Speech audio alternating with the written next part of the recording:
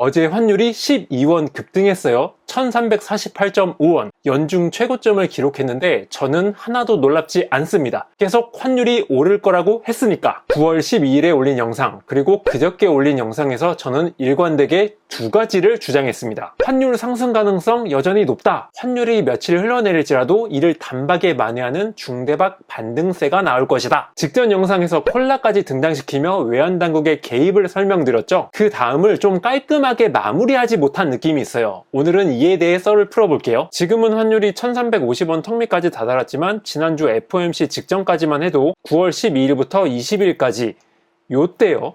환율은 전혀 길을 펴지 못했어요. 그런데 대내외적 환경을 고려하면 특히 잠시 후에 보여드릴 국내외 수급 상황을 감안하면 달러 환율은 1330원을 거뜬히 넘어가야 됐습니다. 유력한 증거로 보여드린 게 뭐였죠? 바로 환율의 장중 흐름이었습니다. 1329원을 축으로 어마무시한 세력이 나타나서 중요한 골목마다 환율을 찍어 내린 것으로 나타났죠. 이런 짓을 할 수 있는 건 딱 하나밖에 없어요. 바로 외환당국. 자, 이제부터가 중요합니다. 보통 때라면 외환당국의 시장 개입 약발이 제대로 먹힙니다. 환율이 급등락 조짐을 보일 때 단계별 조치로 환율의 변동폭을 축소시키는 역할을 해요. 은연중에 아니면 아예 대놓고 자신들의 목표 범위를 시장 플레이어들에게 공개해버려요. 이거를 일반인들은 전혀 알 수가 없습니다. 직전 영상에서 말씀드렸죠. 수천만 원 들어가는 데이터 단말기를 계속 보고 있어야 알 수 있다고. 왜 그 9시 뉴스에 자주 등장하는 외환은행 딜링룸 있죠? 그런 데서 일하는 사람들만 알 수 있어요. 분명히 1330원을 뚫고 올라가는 흐름인데 심지어 내고 물량까지 높은 곳에서 버팅기고 있는데 오전 11시를 전후로 해서 엄청난 덩어리 물량이 나타나더니 매수 물량을 잡아먹습니다. 9월 중순이었다는 점을 감안하면 이건 절대 수출업체 쪽에서 나온 게 아니에요. 아니 뭐 그랬을 수도 있어요. 그런데 이런 주작 아닌 주작질이 5일 연속 나온다? 이건 정말 말이 안 됩니다. 외환업계 사람들은 본능적으로 알죠. 아, 찍어내리고 있구나. 외환당국의 의지가 이렇게 굳세다 보니까 제도권에 있는 딜러들, 트레이더들은 어떻게 했느냐? 대부분이 FOMC 직전에 롱 포지션을 걷어들였어요. 설령 FOMC에서 매파 스탠스가 나온다고 해도 당국의 압박이 거셀 거라고 내다본 것이죠. 현업에 있는 사람들이 이 정도라면 일반인들이 어떤 선택을 했을지는 안 봐도 뻔하죠. 9월 11일부터 20일까지 대부분이 달러 매도를 택했습니다. 가만히 가지고 있거나 오히려 사들인 비율은 극히 낮았어요. 이런 선택을 한 일반인들 그리고 제도권 종사자들이 지금 어떻게 됐는지는 너무나 자명하죠. FOMC 1차 폭탄 그리고 어제 나온 국채금리 2차 폭탄에 완전히 나가 떨어졌습니다. 그렇다면 저는 왜 계속 달러 강세를 주장했느냐? 이때부터 외친 게 아니에요. 제 블로그 후원자용 글을 보신 분들은 아시겠지만 9월 5일부터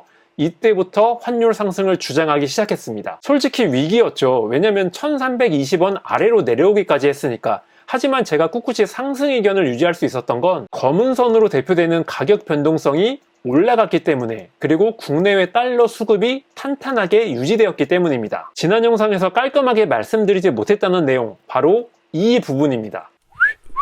자, 이 그래프 한번 보시죠. 9월 12일부터 20일까지 환율 흐름이 이 부분입니다. 그리고 여기에 해당되는 국내 은행권 달러 수급이 요 부분이었고요. 연주색선이 하락했다는 건 은행에서 달러 매도세가 나왔다는 뜻이에요. 하지만 크게 보자면 연주색선의 위치가 환율이 1270원대에 있던 8월 초에 비해서 상당히 높이 있다는 걸 알 수 있죠. 무엇보다 이 분홍색 선, 제가 수급의 지지선으로 설정해 놓은 이 선을 깨트리지 않고 있었어요. 이건 어떤 의미냐? 원달러 환율 플레이에 있어서 주연 역할을 하는 은행권 수요가 탄탄하게 유지되고 있었다는 뜻입니다. 만약 연주색 선이 분홍 지지선을 깨고 쭉 내려왔다면 아, 국내 달러 수요가 팍 꺾였구나 판단했을 거란 얘기죠. 즉 겉으로 봤을 땐 외환당국의 엄청난 압박이 성공을 거둬서 환율이 1320원대에 고착화되거나 더 내려갈 것처럼 보였지만 실상은 달러 수요가 예상보다 크게 줄어들지 않고 잘 버텨졌다는 겁니다. 왜 주식에 이런 말이 있죠? 수급은 모든 재료에 우선한다. 환율도 마찬가지예요. 외환당국이 기를 쓰고 환율 상승을 막았으나 밑바탕에 도사리고 있는 수요가 건재하다면 언제든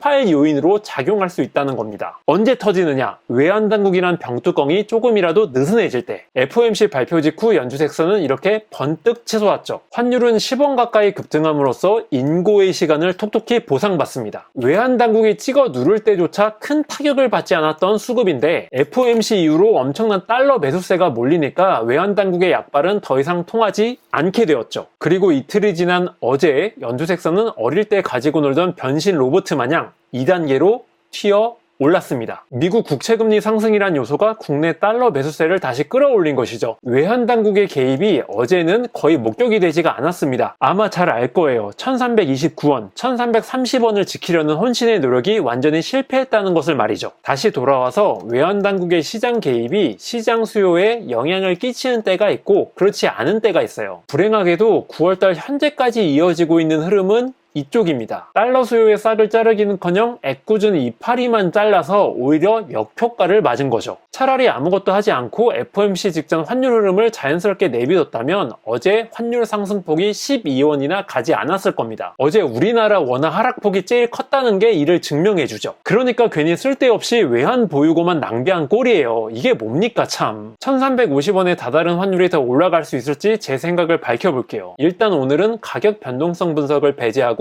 외환당국과 수급 두 가지 요소로 살펴보고 있잖아요. 먼저 국내외 수급은 아주 견고합니다. 주연 역할을 하는 은행권 수급이 이 지지선을 깨고 내려가지 않는 한, 최악의 경우에 두 개 분홍색선 사이에 있는 이 지지선을 건드리지 않는 한 달러 매수세가 견고하다고 생각하는 입장이에요. 그리고 조연 역할을 하는 역의 투기 세력 수급은 부침이 있습니다만 9월 초에 비해선 역시 높게 머물러 있기 때문에 달러 환율의 추가 강세를 점쳐볼 수 있어요. 특히 얘네들은 여차하면 벌떼같이 달려들어서 원화를 사정없이 물어 뜯을 겁니다. 1360원, 70원도 충분히 가능성이 있어요. 그런데 이걸 가만히 놔두겠냐는 거죠. 누가 1차전에 패배하고 아득바득 복수열전을 노리고 있는 외환당국이 언제 어느 레벨에서 다시 2차 작전을 감행할지는 그 누구도 알 수 없습니다. 개입한다고 해도 스무스일지, 직접 대놓고 매도 폭탄을 때릴지, 아니면 외부의 힘을 빌어서 수요를 확 꺾어 놓을지 아무도 모릅니다. 분명한 건 지금부터 나오는 환율 상승을 절대 좋게 보지 않을 거라는 거죠. 대외 변수가 조금 나아져서 환율이 그냥 스스로 안정화되는 시나리오가 제일 좋은 거긴 하지만 근본적으로는 10원 단위마다 강력한 방어벽을 쳐놓을 겁니다. 시장 플레이어들도 이를 너무나 잘 알고 있어요. 경계감을 가질 거란 얘기죠. 이를 종합해서 저는 환율의 상승 의견을 유지하고 싶어요. 지금은 상승이냐 하락이냐 그 단계는 이미 지났어요. 적극적 상승이냐 소극적 상승이냐 여기서 선택을 해야만 하는데 저는 막무가내식 상승이 아닌 소극적 상승 의견을 계속 가져갈 생각입니다. 조만간 환율을 끌어내릴 요소도 이제 많이 등장할 거예요. 이렇게 말씀을 드리겠고 제일 중요한 건 뭐다?